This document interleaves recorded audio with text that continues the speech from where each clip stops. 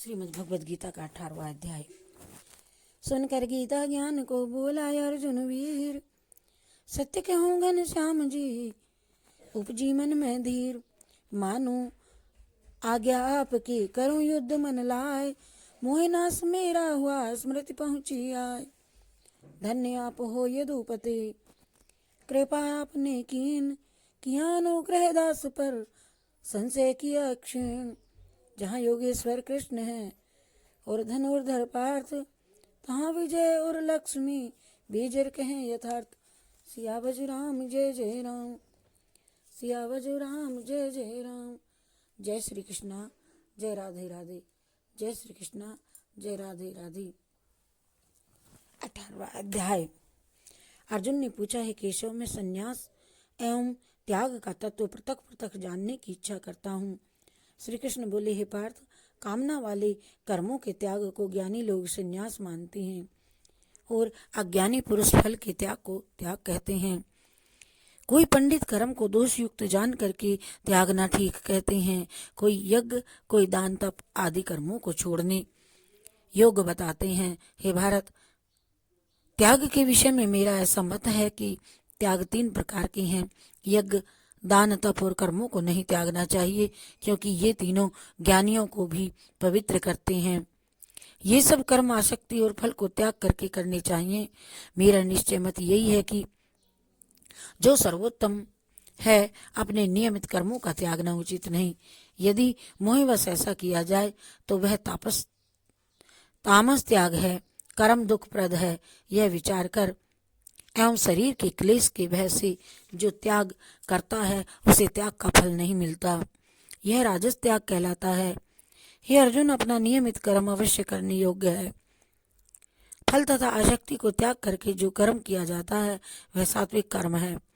जो दुखदायक कर्म से द्वेष नहीं करता तथा सुखदायक कर्म से प्रीति नहीं करता, वह त्यागी सत्यशील, बुद्धिमान तथा मुक्ति के योग्य है।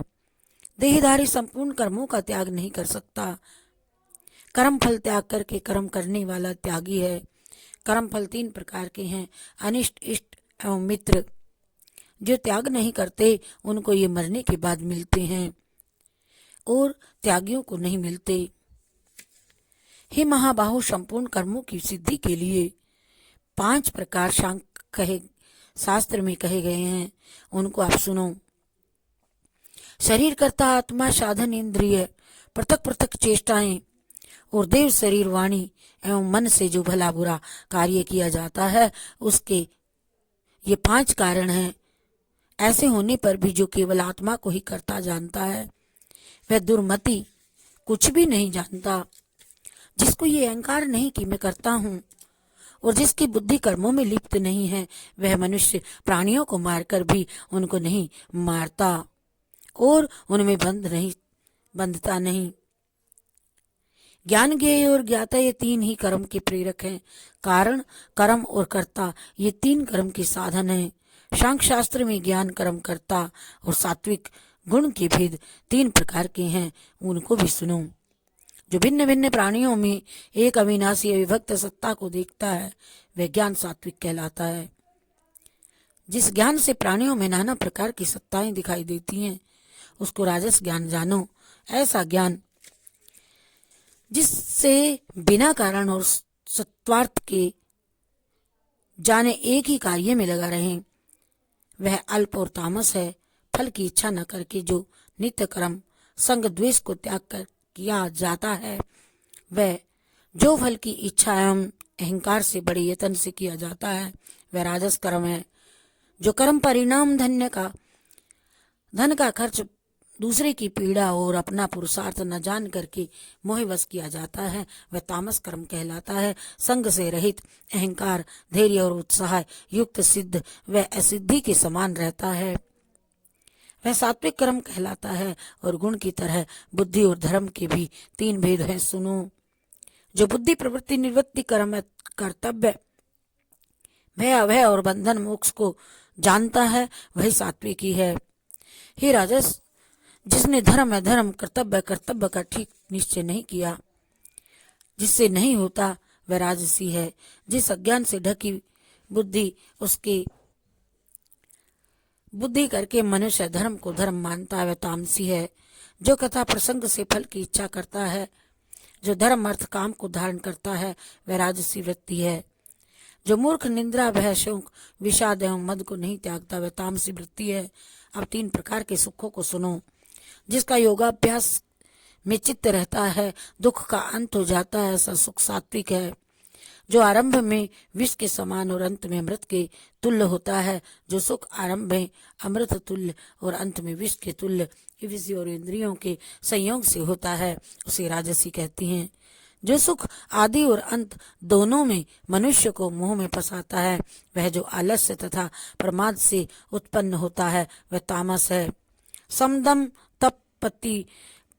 तप पवित्रता क्षमा नम्रता और ज्ञान अनुभव और परलोक में श्रद्धा ये ब्राह्मणों के स्वाभाविक सिद्ध कर्म हैं। बहादुरी तेजस्विता धैर्य चतुराई युद्ध में स्थिरता उदारता और प्रभुता ये क्षत्रियों के स्वाभाविक कर्म हैं। खेती गौरक्षा और वैश्यों के स्वाभाविक कर्म हैं। जो लोग अपने अपने गुणों और प्रवृत्तियों के अनुसार कर्म करते हैं उनको सिद्धि प्राप्त होती है, और जिसने सब जगत का विस्तार किया है उस ईश्वर को अपने कर्मों के द्वारा आराधना करके मनुष्य सिद्धि को पाता है। दूसरे के उत्तम कर्म से अपना नीच कर्म ही श्रेष्ठ है, और स्वाभाविक कर्म करने से पाप नहीं लगता। सर्वत्र आसक्ति को छोड़ने वाला, आत्मा जीतने वाला, इच्छा रहित मनुष्य संन्यास के द्वारा सर्व कर्म निवृत्ति रूप परम सिद्धि को पाता है। वह फिर कैसे ब्रह्म को प्राप्त और होता है, सो सुनो मुझसे। हे अर्जुन, यही इस ज्ञान की परानिष्ठा है। शुद्ध बुद्धि से युक्त होकर के धृति द्वारा इस मन को वश में ला करके शब्दादि विषयों को छोड़ करके राग द्वेष से रहित होकर के एकांत में रहने वाला, मिताहारी वाणी और मन को जीतने वाला, नित्य ध्यान युक्त और वैराग्यवान, अहंकार बल घमंड काम क्रोध तथा परिग्रह छोड़ करके ममताहीन और शांत मनुष्य ब्रह्म भाव के योग्य होता है। व्रत को प्राप्त हुआ पुरुष दत्त चित्त होकर के शोक व अभिलाषा को नहीं करता और जीव मात्र में समदर्शी होकर के मुझ में परम भक्ति पाता है। इस प्रकार ज्ञानी सदैव मुझ में निवास करने वाले सब कर्मों को भी करता हुआ मेरे अनुग्रह से अविनाशी सनातन मोक्ष पद को पाता है, मोक्ष पद को प्राप्त होता है। तत्पश्चात तत्व से मुझे जान करके फिर मन मुझ में ही प्रवेश करता है। सावधानी से अपना मन मुझ में स्थिर कर और सब कर्मों को मुझी में अर्पण कर बुद्धि योग के आश्रय से निरंतर अपने चित्त को मुझ में लगाओ। मेरी में चित्त लगा करके मेरी कृपा से दुर्गम कष्टों से तर जाओगे। यदि अहंकार से मेरी बात सुनोगे तो नष्ट हो जाओगे। यदि अहंकार का आश्रय लेकर युद्ध नहीं करूंगा ऐसा कहोगे, ऐसा मानते हो तो ये तुम्हारा निश्चय झूठा है, क्योंकि स्वभाव ये तुम्हारा तुमको युद्ध करवाएगा। ये कौनते ही जिस कर्म को तुम अब मोह से करना चाहते उसे अपने स्वाभाविक कर्म से बंधा हुआ बेबस होकर के तू करेगा। हे अर्जुन, जीवों के हृदय में स्थिर ईश्वर उनको माया से भरमा रहा है, मानो सब यंत्र पर चढ़े हैं। सब भावों में उनकी कृपा से परम शांति एवं मुक्ति को पाओगे। यह गूढ़ ज्ञान मैंने तुमसे कहा है, इसे भली भांति विचार कर जैसा चाहते हो वैसा ही करो। अब तो सबसे गूढ़ वचन भी मेरे सुन ले, क्योंकि तू मेरा परम मित्र है और इससे तेरे हित की मैं बात कहूँगा। मेरे में मन लगाओ, मेरे ही भक्त होवो, मेरा यज्ञ करो और मेरा ही नाम जपो। सब धर्मों को छोड़ करके मेरी शरण में आ जाओ। सब धर्मान परित्यज्यम, मैं तुम्हें सब पापों से छुड़ा दूंगा। ये मेरा रहस्य ऐसे पुरुष से जो तप ना करता हो, मेरा भक्त ना हो, कभी भी ना कहना चाहिए। जो इस परम गुप्त ज्ञान को मेरे भक्त के प्रकट करेगा वह मेरी परम भक्ति को पा करके अंत में निश्चय ही मुझ में लीन हो जाएगा। इस संवाद को जो कोई पढ़ेगा उसी में समझूंगा कि उसने ज्ञान यज्ञ से मेरी पूजा की है। जो श्रद्धावान पुरुष दोष ढूंढे बिना इसको सुनाएगा वह भी मुक्त होकर के पुण्यात्माओं को मिलने वाले शुभ लोकों को प्राप्त होगा। हे पार्थ, तुमने एकाग्र चित्त से मेरे कहे हुए उपदेश को सुना या नहीं? हे धनंजय, तुम्हारा अज्ञान से उत्पन्न हुआ मोह नष्ट हुआ या नहीं? अर्जुन ने कहा, हे भगवान, आपकी कृपा से मेरा मोह नष्ट हो गया और स्मृति हुई। अब मैं निसंदेह आपकी आज्ञा पर स्थित हूँ और जैसा आपने कहा है वैसा ही करूँगा। संजय बोले, हे धृतराष्ट्र, मैंने महात्मा वासुदेव और अर्जुन का यह रोमांचकारी अद्भुत संवाद सुनाया। व्यास जी की कृपा से साक्षात योगेश्वर श्री कृष्ण जी के मुख से यह परम संवाद को मैंने सुना है। हे राजन, श्री कृष्ण और अर्जुन इस अद्भुत पुण्य कारक संवाद को स्मरण करके मन बारंबार प्रसन्न होता है। श्री कृष्ण भगवान के इस अद्भुत रूप को स्मरण करके मुझे बड़ा विस्मय होता है। हे राजन, मैं बारंबार प्रसन्न होता हूँ। मेरी ऐसी धारणा है कि जहाँ योगेश्वर भगवान श्री कृष्ण है और जहाँ पार्थ जैसा धनुर्धर है, वही राज्य लक्ष्मी, विजय, ऐश्वर्य और अटल नीति है। बोले जय श्री कृष्ण चंद्र भगवान की जय, विष्णु भगवान की जय। कृष्णार्पणमस्तु, शिवार्पणमस्तु।